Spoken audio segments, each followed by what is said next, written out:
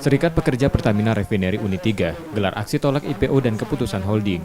Serikat Pekerja menolak hasil keputusan RUPS tentang Initial Public Offering atau IPO PT Pertamina dan perubahan struktur organisasi menjadi perusahaan holding dan subholding.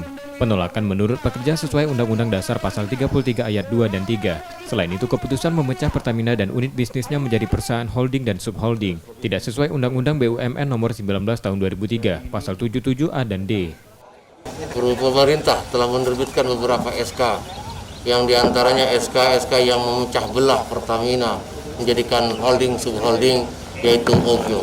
Kami menolak pertama sikap SFRU 3, menolak keras pembentukan holding dan subholding di PT Pertamina Persero.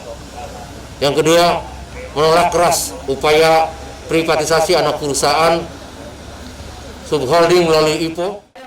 Serikat Pekerja khawatir, rencana privasi melalui IPO dapat mereduksi kewenangan negara atas BUMN, sehingga berpotensi menjadi legitimasi penjualan dan penghilangan BUMN. Rizky Nurmizan, Kompas TV, Palembang.